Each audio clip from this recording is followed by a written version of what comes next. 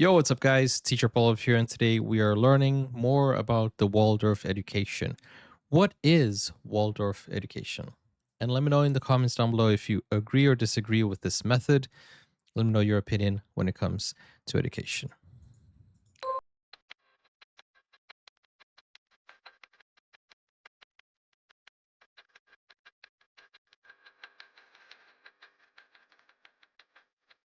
Can you guys read?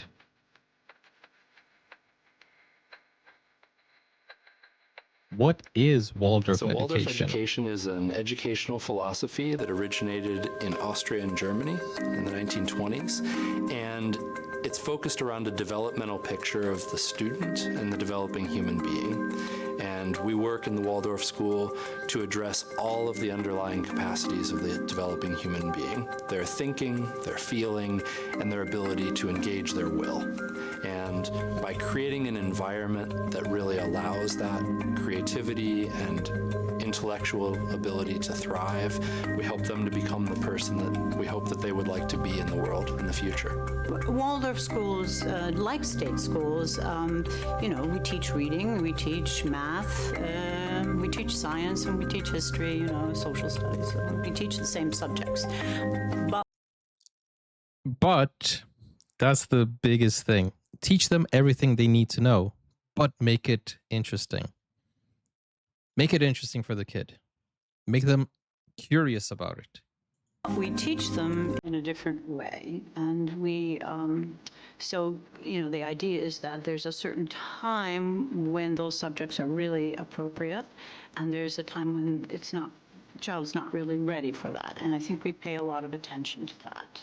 Art is not just something that you add on to, you get to have an art period, but actually all kinds of art, drama, speech, painting, sculpture, that all is part of the curriculum. That researching... And guys, we have been talking about this on the previous video as well, but don't get me wrong, it's not only about arts, Sometimes people think, oh, the idea of having something fun is like adding music or adding something. No, not only that. You don't need to gamify everything to make it fun. You don't need to make it musical to make it fun. You can also do something that people actually like. For example, silent reading. There are so many kids who love silent reading, and having a silent reading session for those who enjoy it, and then have a debate afterwards, and then have a discussion afterwards. For those kids, that is fun. It might not be fun for those who like music, or gamifying things, or those who are competitive, but it's fun for a different group. So you need to always listen to the kid and hear what they're saying, because sometimes they don't like music. Sometimes they don't like dancing. Sometimes they don't like it. So you can't force that either onto them. Some like to be very, very academic, and make that fun for them as well. So there are ways of making things fun without being artistic. Waldorf graduates is a good... I think the biggest thing is put these kids in the same like-minded group, and they will thrive, because that's how you make networking. That's how you make friends that also enjoy what you do and the way you do it. That's how you create network, because sometimes you don't identify with what people are teaching, or the ways people are teaching. So I feel like, let's talk about, let's say Harry Potter, put them in different groups. Some people, they like Gryffindor. Some people like, the dark arts, for example. So put them in their group, and I feel like they will help each other grow, because they will be like-minded. I think that's the key thing, because as I said, you need to want to be in a place. Mix and match as well. Yeah, no, obviously obviously mix and match. What I'm saying is that don't try to force something if the kid doesn't like it. Place to look how they turn out in the end, because it's very interesting They end up in a wide variety of fields. Many of them, even though we don't emphasize computers early on, many of our more recent graduates end up in technology-type careers and do very well at that, and they bring their creativity to that. It makes sense to have a curriculum that fits this general picture of child development. It makes sense to have an idea of the order in which you'll introduce ideas. Educationally, that's plain to me. What really surprises me is how it affects the individual children who are in every class. The way each kid, even though they are completely unique individuals, finds something that they're just harmonious with every single year. That's what I'm saying. Steiner's ideas about young children is that they need to be playing, moving their limbs, running outside in nature. They're exposed to, good, beautiful language, beautiful stories, so that they're hearing beautiful words. But there's no real formal education because the idea is that they're not really ready for that. They're really working on their limbs and their young bodies in a way that you don't want to bring in academics too soon, because that really disrupts what's the natural order for a child. Early childhood is important because it's the foundation of everything else we do. Those early childhood years of exploring in the world, being open to experience, finding creativity and imagination, they create the foundation that is used later in life for deep understanding of challenging concepts.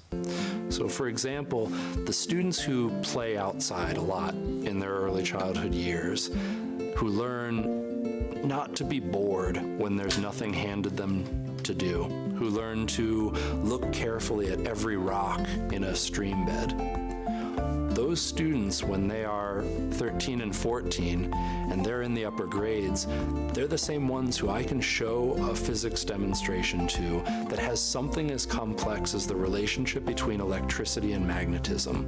And I don't say anything about what the concept is. I show them a demonstration and they take it apart piece by piece. They'll tell me in detail exactly what happened, and then they reach those conclusions on their own, and it is a remarkable thing to Critical see. thinking. It's the most important years of a child's formation of how they feel about the world, how the world is to them. Is it a beautiful place? Is it a safe place? Is there love around them?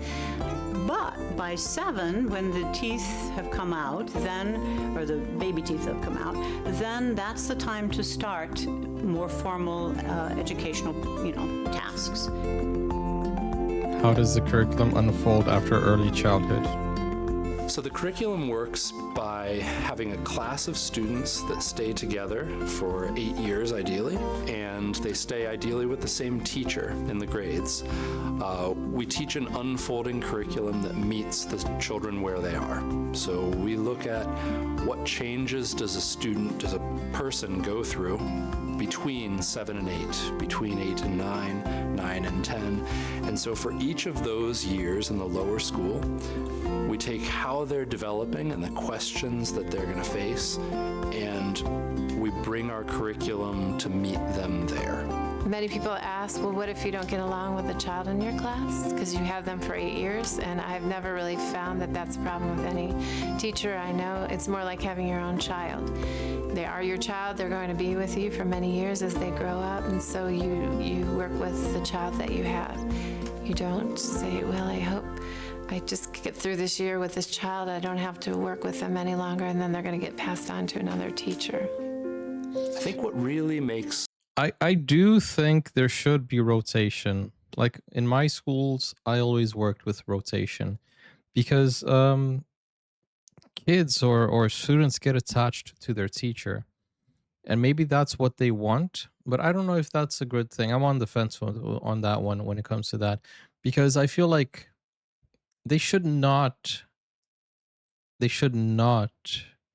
have this deep connection with their teacher. I don't think so. At least, I don't know. Because at some point you're going to leave them behind, you know. And it's the teachers are going to eventually feel like they miss those kids as well. I don't know. I have no concrete thoughts on this yet, but I do believe that rotating teachers, you know, giving the kids more exposure to the to strangers. How am I like? I'm thinking of this like how I used to teach English, right, for my students. I wanted them to have as many, listen to as many accents, have as many personalities, like be in touch with as many different people so that they could break the ice every time, so that they could and develop a, what do you call it? A let's say confidence in talking to other people. Because sometimes when you're stuck with one person, you get confident speaking with them. But when you have different people around you, you gain confidence, and when you're in a different environment, you also gain confidence and experience also. If that makes any sense. Did I manage to explain properly or no? Waldorf Education different is how we teach them and why we teach what we teach when we do. How we teach them is different because everything is woven together.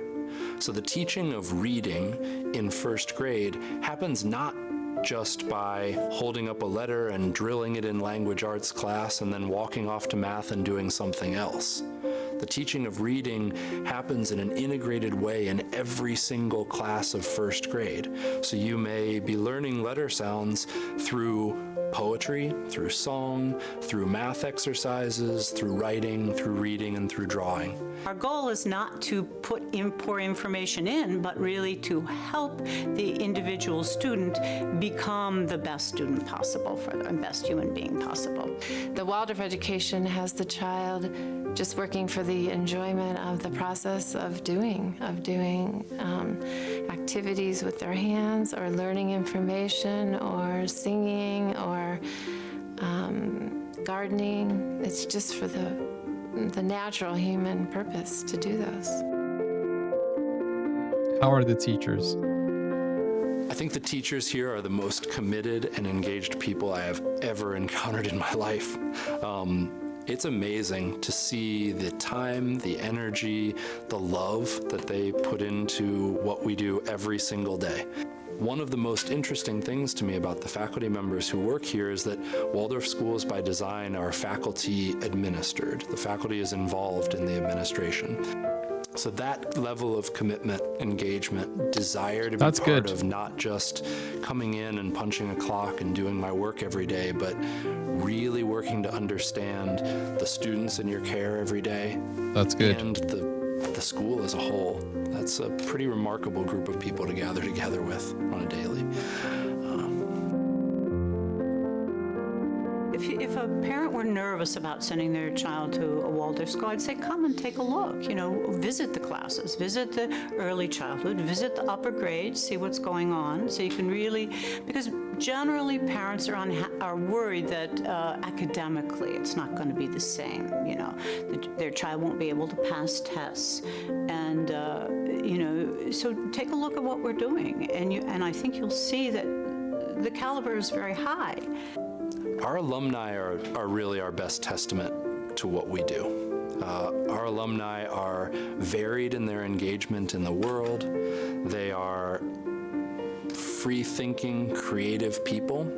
They represent the vast spectrum of different types of professions, and yet every alumni that I encounter from our school or from other Waldorf schools, the thing that I would say that they have in common is that they have a really good sense of themselves. They tend to be pursuing their own interests, their own drives and desires. They don't seem to be wondering about their place in the world. They seem to kind of know who they are. That's good. That's good. So obviously, like, I don't know much about the education system. This is the first time I'm seeing this, but I like the idea that they let kids kind of discover the world, taking them outside, introducing them to education in a fun, different way. Because sometimes kids don't know they like something until it's presented in a specific and attractive way. And not only kids, education in general. I have had so many students come up to me and say, I used to hate learning English, but now I like it. And it's because the way you present it, and it's not even like, praising myself here. No, no, no. The way I present it, giving them content, like working on top of what they already like. Like if you have a hobby, then just change the language. If you want to learn a language, at least that's been working for my students. And they kind of start realizing that it's not about learning the language per se. It's about doing what you already like doing, but in a different language. And they realize that they can learn much faster that way. I've had students learn with video games. I've had students learn with series, with music, you know. And some have learned because they actually like to read the dictionary, for example. So, all in all, I think at the end of the day, presenting material to kids in a way they did not expect it to be presented and making them curious and want to learn. And I think that's the biggest achievement that we can get. And that's why I like YouTube Learning. YouTube Learning, there are so many different creative ways of learning the same thing.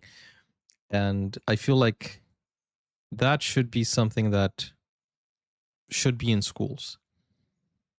That mentality of giving the kid a, a proper foundation for them to go to work. Because after they leave school, they need to get experience to get a job, but they need a job to get experience. And that's when a lot of people start realizing that the real world is difficult because they feel like nobody prepared them for that. I feel like that should be obviously towards like the more they grow, the more they will learn. But I feel like at a very young age, they should already kind of have an idea of what they want to be and what they want to do rather than having something pushed onto them. But that also comes from the parents.